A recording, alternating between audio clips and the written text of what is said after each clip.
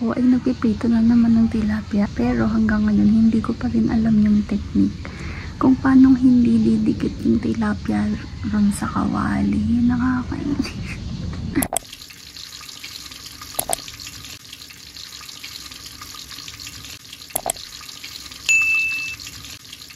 I'm gonna dye my hair again. Eto, kinulayan ko na siya kagabi. Pero, dito lang nag-effect. Dito wala. So, papatungan ko ulit ngayon. Let's see. Magte-take effect na kapag dalawa. Parang pinantay ko lang yung color niya sa pagka-orangey ng buhok ko. Hindi naman super orange. Parang blonde. Pero, ito yung ginamit ko na pang kulay. Ito yung golden ash blonde. Akala ko golden brown kay Merut. Ang oxidizer na ginamit ko ay yung 12%. So, yung ipapatong natin ngayon, same color lang din. Oh my gosh! Oh my gosh!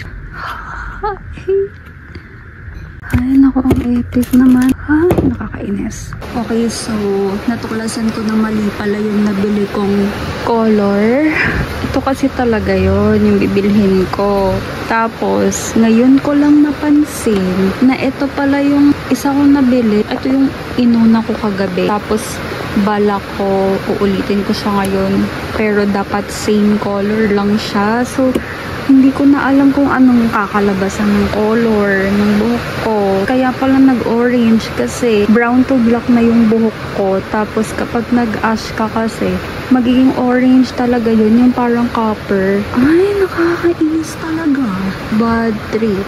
Pero ito, so nahalo ko na. Tapos magkukulay na lang ako maya-maya. Pinapalabas ko lang ng onti yung color na. Ito hindi ganito yung color kagabi. Nakakainis talaga.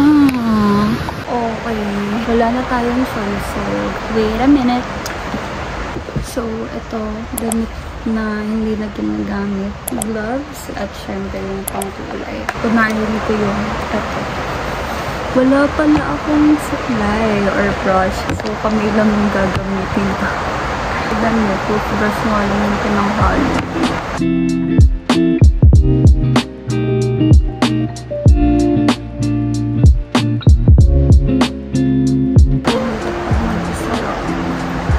Sana kung nasa tong pangkulay na meron ako kasi kagabi isa lang yung ginamit ko. Parang kailangan talaga dalawa kasi nga umaba na yung buhok ko. Ito naman.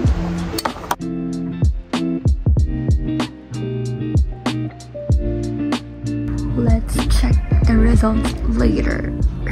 Hola! So, this is the result. Ayan, naging dark brown na siya, diba? Lalo na yung dito sa baba na part na gustong-gusto kong baguhin. Hindi nakikita sa camera na nagsistand out pa rin yung pagka-orange ng onti dito sa taas na part dahil doon sa maling shade na kinulay ko kagabi. But overall, I like it. Kasi ito talaga yung ina-achieve ko na color ng buhok para very, very natural lang. Ganda. E di, next time, pag gusto ko na naman mag-light na color ng buhok, mahihirapan ako, diba? Kasi nag-dark brown ako. But anyways, this is your sign to dye your hair.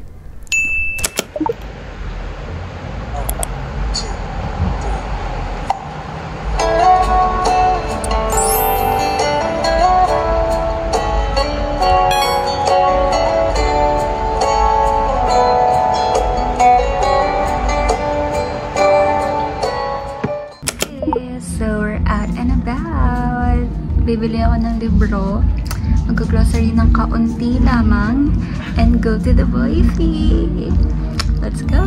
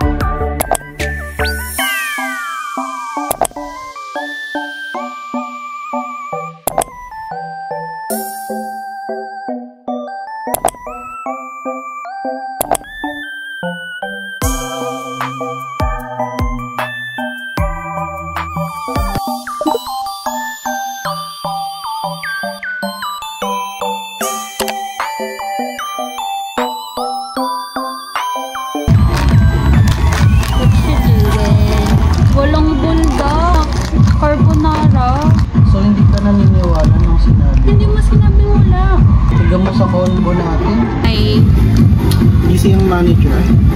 gutom na. Yung version ng coffee the owner.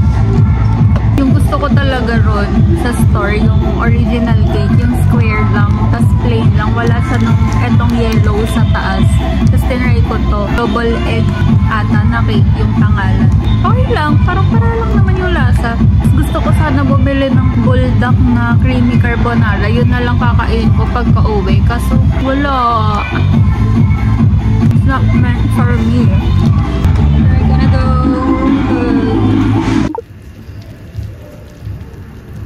Okay, so nakauwi na kami and let me show you some things that I bought.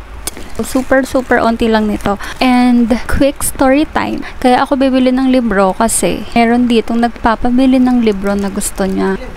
Hindi. Agenda ko yun. Sinashare ko lang. Wala nga. Meron kasi siyang gustong libro. Ito. Toot!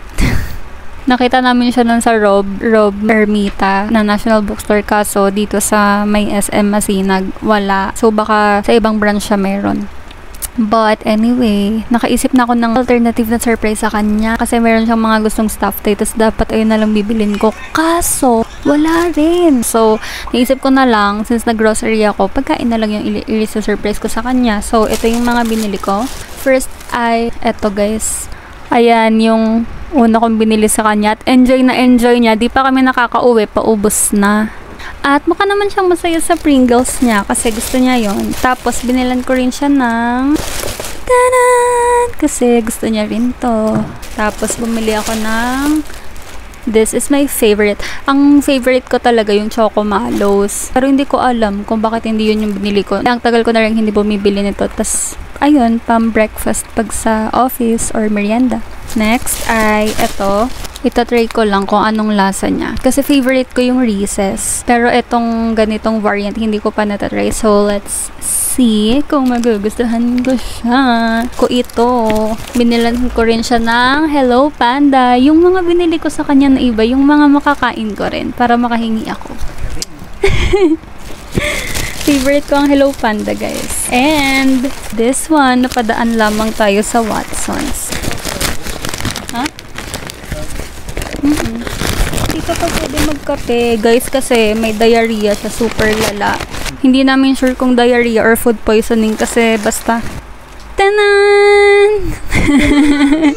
Ito na lang binili ko sa kanya. Parang napagalis na ako ng bulbol. Yeah! And this one. Pinapabili niya kasi ayoko pabilin kasi wala pa akong sahod. Pero dahil nga walang libro, yun na lang yung binili ko. Para naman sumaya siya. Yun lang, wala na. Balikan na natin ang ating nilulutong pork steak. Natutong na. Ano masasabi mo sa mga binili ko sa'yo? Ano? Karat mamaya. Thank you kasi ang bait-bait. Bye guys, ang arte niya. This is the food. Hindi nahirapan ito magluto. Naiinis siya guys pag di ko inaalis yung buto. Hindi ako nainis. Taste test. First time ko lang mag-pork steak. Lasa. So guys, meron pala akong extrang work dito. Taga-kamo. Ito sa kamera. Dito. Ang kati, ayan na. Ibaba mo. Wala ka dyan. Can you say about my pork steak? May aftertaste siya. Bye guys. Yung aftertaste niya nga is yung kataman. Is masarap. Wait. Rate it over 10. Walang bias. 9. Based on my experience kasi ngayon, may acid. Ako naman. Let me see. Let me try. Bibi. Buto kasi. Sorry. Eh, pinaparate mo sa akin, tapos pinapafeedback mo ako sa Uy, baliw. Joke lang. Okay lang. Lang. Mas nalalasahan ko yung kanin. Yung aftertaste mo parang sarap. Matamis na una. Oo. Tapos lasang kalamansi. Pwede na. At least makakain. Bye. I'm gonna eat.